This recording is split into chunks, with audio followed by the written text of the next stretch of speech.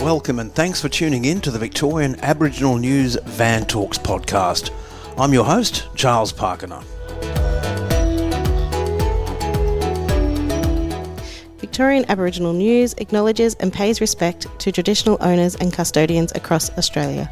We acknowledge the elders who have gone before, those who currently lead their communities, and those who will follow in years and generations to come.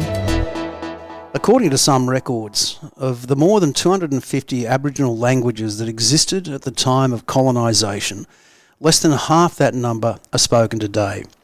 There is change afoot though, and there are people right across this country and in Victoria who are doing their utmost to breathe life back into languages that were banned and even outlawed. And today we're speaking to one of those people, specific to the Woi-wurrung language, someone who's been at the very forefront of resurrecting the Woi-wurrung language, Brooke Wandin. Brooke, thanks for joining me on the podcast today. Absolute pleasure. Brooke, let's dive straight into it. The historical perspective on language use being banned. Now, we're sitting here today in Coranderrk, so that's a very deep and meaningful place, because language was banned here, wasn't it?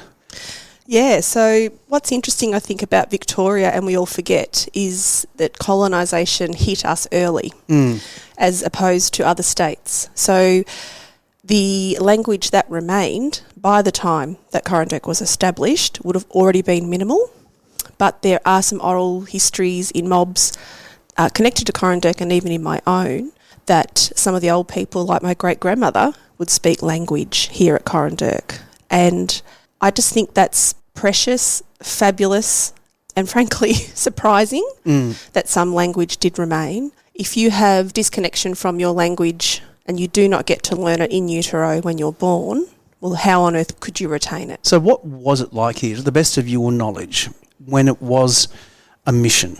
So up until 1924, I believe. Was it outlawed? Was it simply not permitted? Were people punished if they were heard practising language? So as far as I'm aware, I suppose the forming of Coranderrk was about compromise. Yeah. It was holy swear words. Our people are dying. We have no children left. There was a real sense of dread for the future of Wurundjeri people and Kulin people. And so this kind of idea of what can we do to survive? Okay, let's farm like white people. Let's adopt those Christianity ways, those other ways to survive. The thing that was interesting about here is they did it so bloody well. They did indeed, and there was a great deal of jealousy, which contributed to the downfall of this place, which is quite tragic.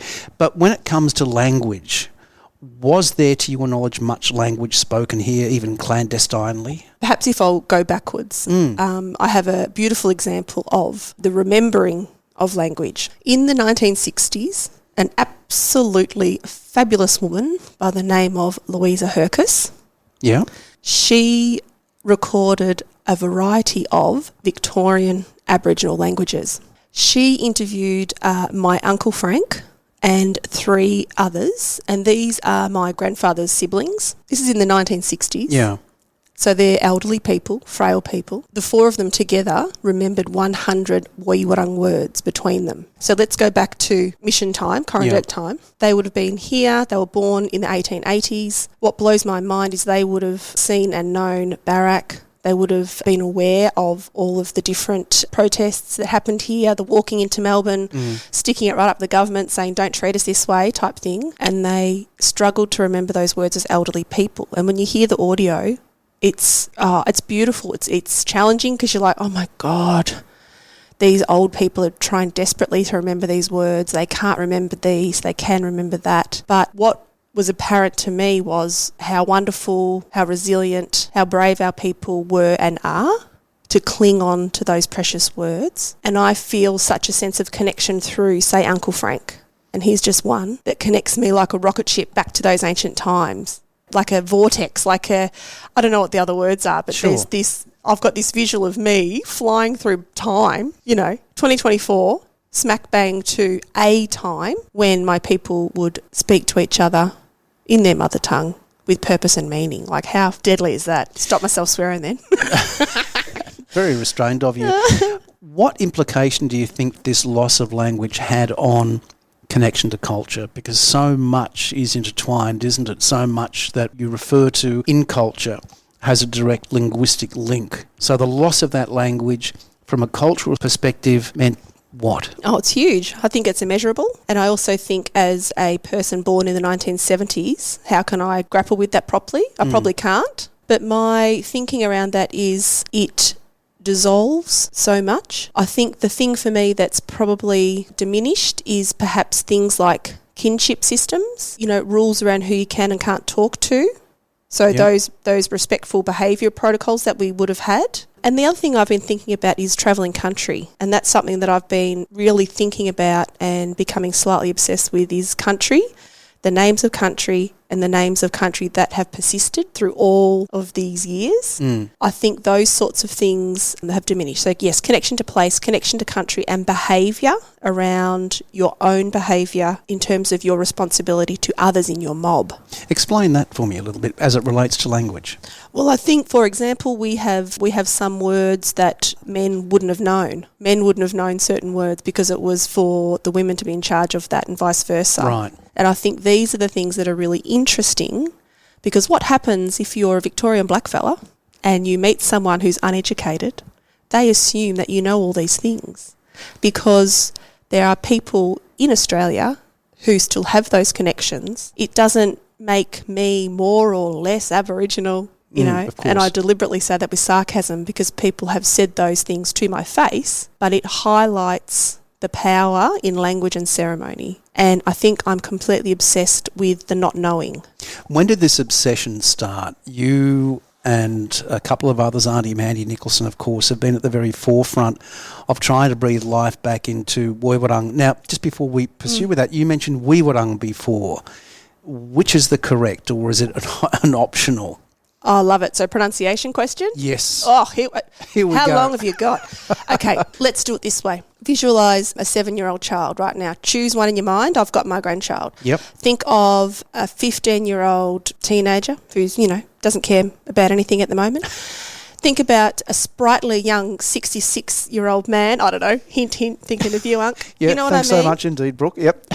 And think about an elderly person that has some teeth missing. If they all say the one word, it's going to sound different. Gotcha. So I am a perfectionist in my life, and I have to let go of pronunciation being perfect. And that's really hard. For me, I probably have said Woi-wurrung differently 100 times, and that's okay, because what's important is that I bloody say it. Absolutely. Absolutely. So let's get back to it then, and we're just going to go Woi-wurrung and make it easy for this 66-year-old bloke, if that's okay. When did this passion start for you? Yeah. When did you start that journey to breathe life back into the language? What's been happening to me is I've been saying everything's happened by fluke, but that can also mean I've been put in the right place at the right time, right? Sure. So I used to work at the local health org here in Hillsville, and my contract was up, and I remember being really upset. I remember going, because I loved that job. I loved working with the kids in this community. Anyhow, by fluke, there was a job to teach LOTE at Melton West Primary School.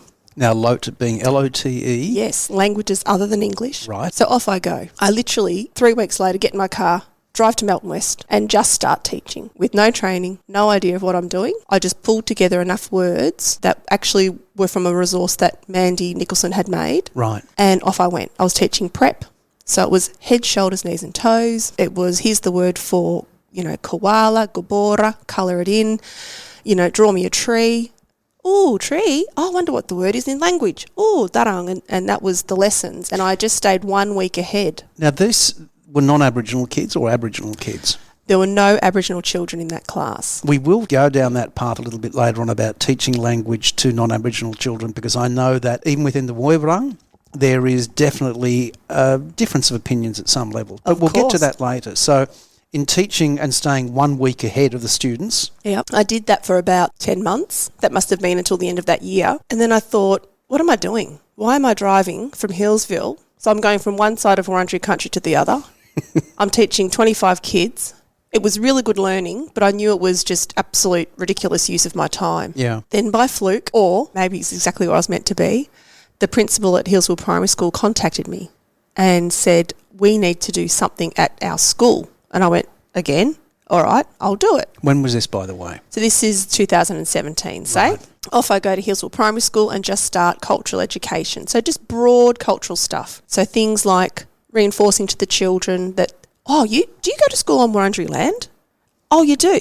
Oh, I'm a Wurundjeri person. Aren't blackfellas awesome? that sort of lesson. Yeah. I still teach there today.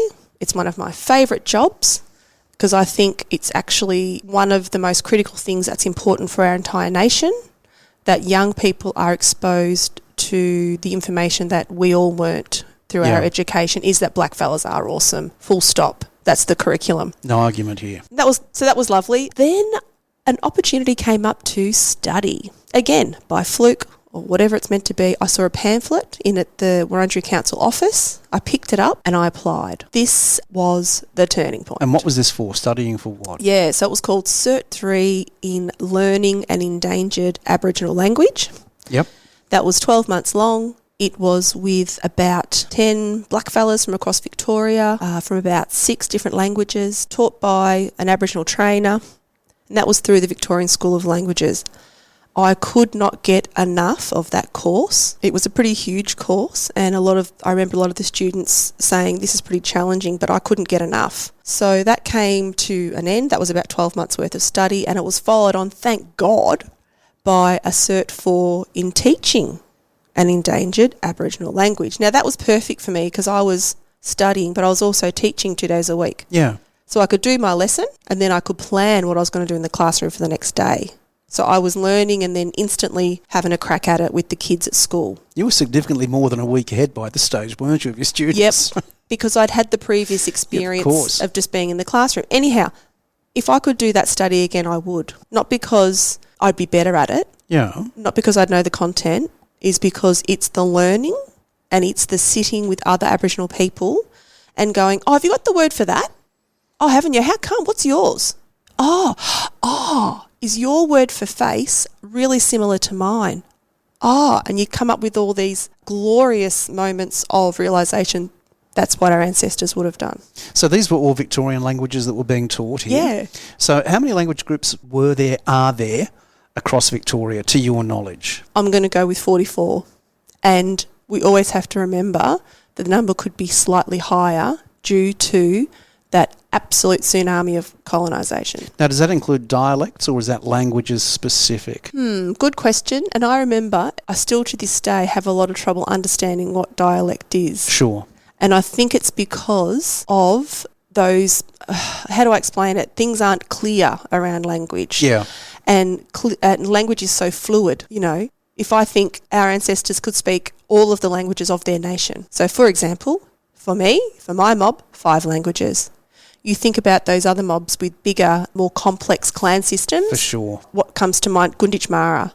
Yep. Sorry out there, mob, if I'm saying it incorrectly. They have a higher number of clans, number of mobs, number of languages. They would have spoken more diverse language. Absolutely incredible that our ancestors were always multilingual, always. And that's another kind of lure for me to keep learning, is that number one, it's so good for our brain. It's so good for our bodies. Country needs to hear language again. I feel like a stronger, more powerful, more clear human knowing language. It's really been good for my physical and mental health. But also, it's just this, I can't explain it. It's just, I have to do it. Well, let me ask you this then. You mentioned that back in the 1960s, Louisa, was it Hinkus? Yeah, Louisa Hercus. Legend. Hercus took down this remembering of language, and there were about 100 words from Woi-wurrung language. What is it now? And then following that, how can we increase from that? So is the question around the number of words? Well, we're talking about there were 100 words recollected during that project. At that time. Can I go slightly off track to give you the answer? Absolutely. That's how I roll. In 2022, I did a fellowship at the State Library of Victoria, and I look back and I giggle at myself now. My project was called Wurrung Bugunga Bayiga, which means to gather and find language.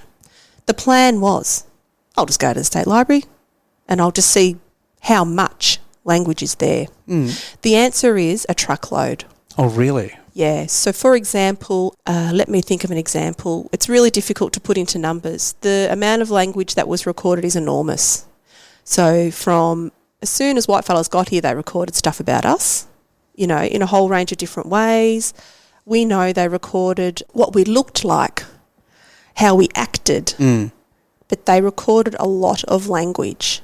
There is heaps and heaps of material in heaps and heaps of different places. That's the quickest way to describe it. I don't know the number, but what makes me really happy is it's there. And what has to happen now is peoples, it can't just be small numbers of people, working on going through all of that material, taking the time to pull together a database, to compare it, do the analysis, to collaborate with linguists, and to get what we need is a spelling system.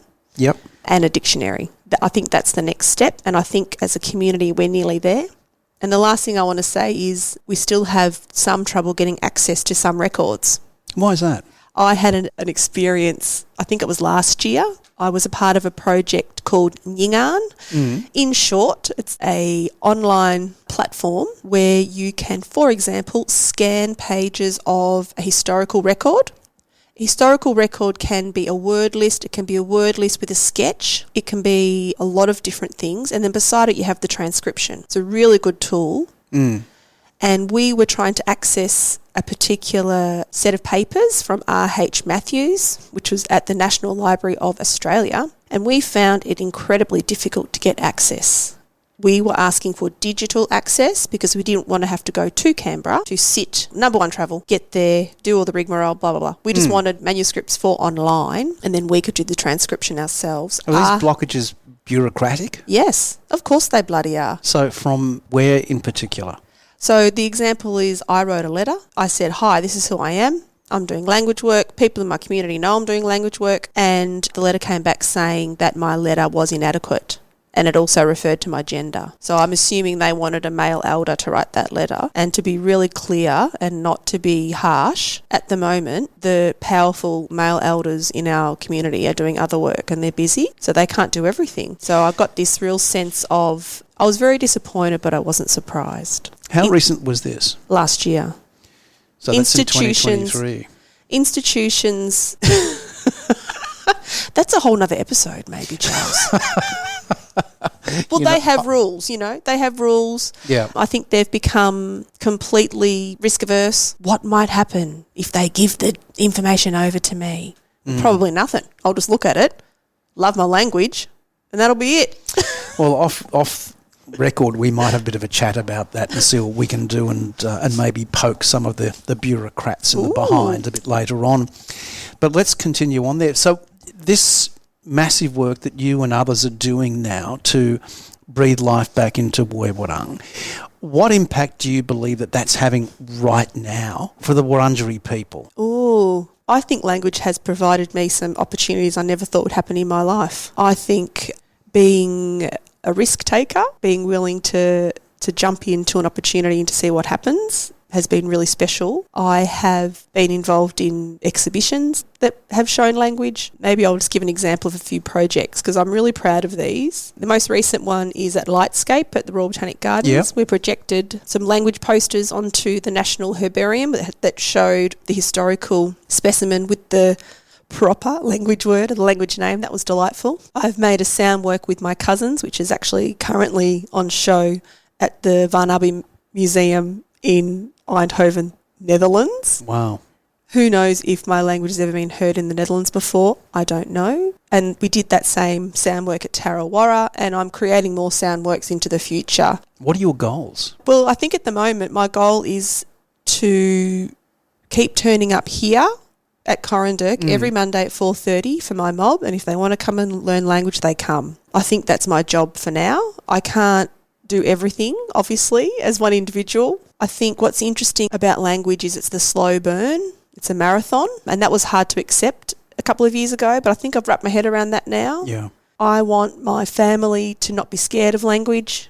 I want my family, if they choose to come to language and just to hang out. And it's 95% laughing and 5% language learning. From a cultural perspective, what do you think, not what it does now, but what do you think it could mean for the Wurundjeri people? Because you were saying before that the loss of language brought about that lack of connection to country and to traditional cultural practices. Do you believe that by bringing language back that it can at least go part of the way to retrieving those connections? Absolutely. I think I'll answer this short and sweet, which is strange for me. It is. I know. I think language reclamation, language revitalisation, whatever words you want to use, I think are incredibly healing for the individual to get the sounds back into the hearts and the mouths of our people. And I really, truly believe that our country needs to hear language again. Well, I know that the number of times I've been with Uncle Bill Nicholson and he's heard language being spoken, and it's the closest I've seen that man to an emotional state. That language means so much to him, and I know to so many of the others as well. Let me ask the question that I alluded to earlier on in the interview, and that is the cultural mores or the issues, and just for the audience, Brooke is now smiling, knowing full well what's coming up, but the challenges that exist in teaching Woi-wurrung language to non-Aboriginal people. What are some of the thoughts and concerns when it comes to that? Well, I think to be clear, I've been on my own roller coaster ride about that. But where I'm at right now, number one, if I don't practice language every day, I'm going to lose it. I need to practice language every day. I need to take every single opportunity I can to slide in a bit of cheeky language. Number two, I've got to keep teaching language to work out what works and doesn't work. So I have a ready-made audience at Hillsville Primary School, and at the moment there are a very small number of Aboriginal children who go to that school. One of them is my granddaughter. I have to keep looking at myself in the mirror and checking, is this okay? The way that I sort of try to work that out is the questions I ask myself. Does the 5-year-old or the 12-year-old at Hillsville Primary School know more language than my family currently? So the cousins that I teach here on a Monday afternoon, and I kind of navigate it that way. So for example, when I go to school, I'll teach the kids lots of single words. Yeah. So we have a game that we play, a memory game. I put a card up the front, and for 2 minutes I try not to use any English, and we have a game, and it's hilarious. They love it. They want to beat, like last week they had 5 cards. This week they've got 7. They think they're brilliant. But for example, when I come and teach my family language, we're working out how to say, how are you? And my cousins are working out how to say, I am proud. So I make sure that I have my own cultural protocols in place, which I have created for myself. I had a moment at Palima. There was an amazing fellow up there talking about Te Reo Māori. So they're considered, going great guns in their language reclamation work, right? Right. He stood up there and he just kind of spat out really beautifully at the end. You have to get your whole country to love your language, everyone who lives there. If you think that you can do it by yourself, you're kidding yourself. You need everyone to be invested. And I sat back in my chair and I kind of went, oh. Makes a bit of sense. It makes sense. Yeah. Because I want language for my mob, right? Of course I do. It's for them. It's theirs. Yeah. They're in charge of it. They're the authority of it. But I tell you what, there's no good paid jobs in teaching blackfella language at the moment. We've got to be smart. Yeah. We've got to be strategic. We've got to include everyone, because I also think it's part of what I alluded to earlier about teaching the kids at Hillsville Primary is that blackfellas are awesome and Woi-wurrung language is just as precious as any other language. Is there a resource that people can go to if they want to start exploring this? As obviously they don't want to come here at 4 o'clock on Monday afternoon when it's just your mob and your family. But if someone is interested in at least learning a little bit about it and gaining that appreciation from another level about the Wurundjeri people, is there something, or will there be something? So the position from my perspective, where we are right now, is we don't have a lot of resources specifically to teach language, but perhaps because people, I understand the broader community, what can I do? And that's a fantastic question. I think just keep your eyes and ears open and go to exhibitions, just keep informing yourself that way. So, for example, if, us as a mob are going to present something, go to it. Yeah.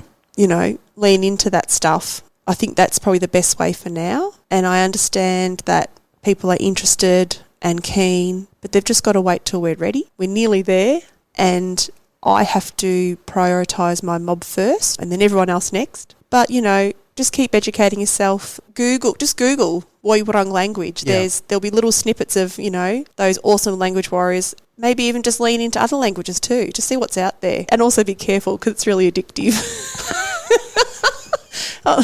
Go down the rabbit hole like I do. Nothing wrong with that. Brooke Wandin, thank you so much indeed for your time and your perspective.